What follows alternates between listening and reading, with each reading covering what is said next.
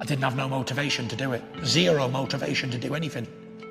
Zero motivation to have a shave, zero to brush your teeth, even have a shower, nothing. I can't tell you in words how I felt, how down I was. When you lose control of your own mind, you're in a bad place. I just wanted to show the world that if mental health could bring somebody as big as me and as strong as me and, you know, the stereotype heavyweight champion of the world to my knees, then it could bring anybody to the knees. And I thought to myself, if I can show the world that you can come back from it and to get back in shape and get back to the top, then anybody can do it. I knew something was wrong with me my whole life. Growing up as a child, I'd feel a loneliness even when I was with other people. I wasn't a confident character what you see today. I was a very shy, reserved, skinny little whippet kid. I was always told that I couldn't do stuff and I'd never do anything, I'd never achieve anything, so that made me worse, basically. I've experienced the highest highs and the lowest lows in life. Something I'd worked for my whole life, and when I finally achieved it, it was like, oh well, that was a load of rubbish. I wasn't expecting now to feel like this. Like I said to you before, I just felt like an emptiness, a deep gaping hole of nothing. Darkness and grey clouds. Every day was grey. And I felt like I had nothing to look forward to. I was worthless.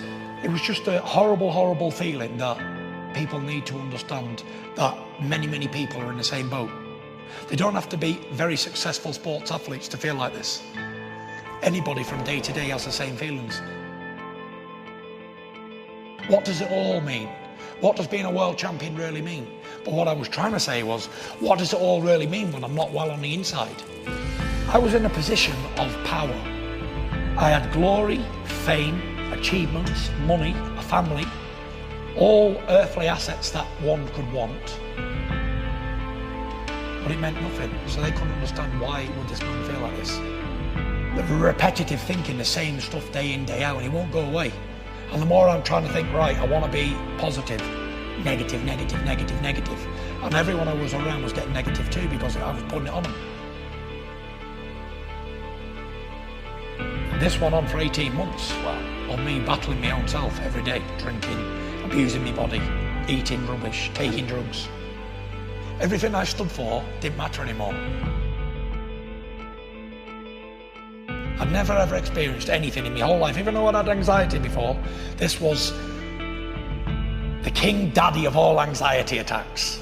I was so sure I was gonna die, but nothing mattered, I didn't care. All I wanted was atonement for my sins.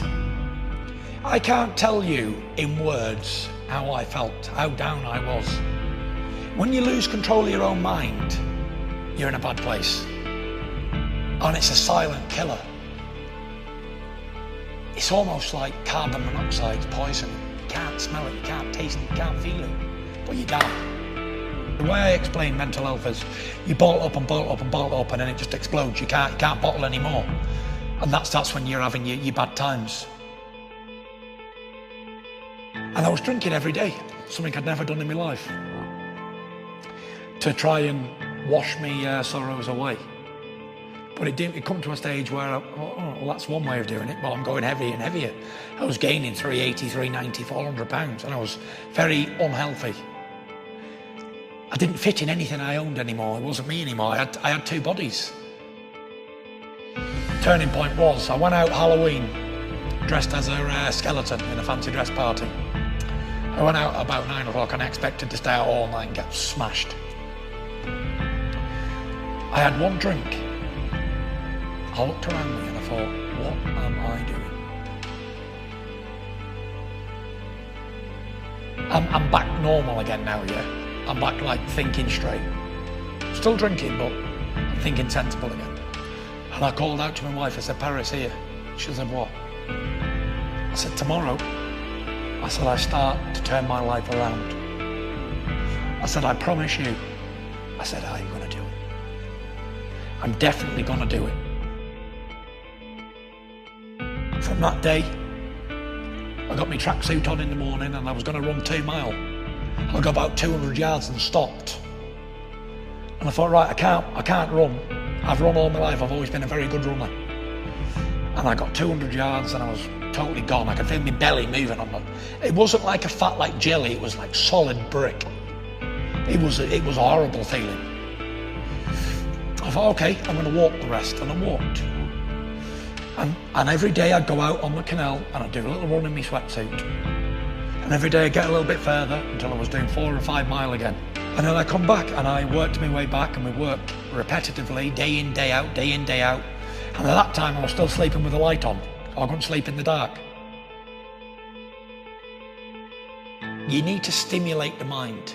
And I think training is a perfect way to do it. Working out, exercising. Whether you can do a lot or a little, you must do something. I give myself short-term goals and long-term goals. And I plan things more now. Where if I'm just not got anything on the horizon, I tend to wander and my mind goes AWOL.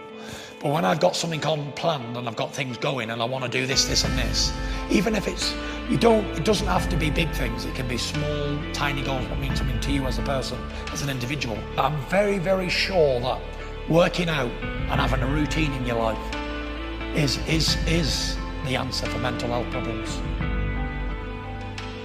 I want you to know that every day for 2 years was very grey and dark for me.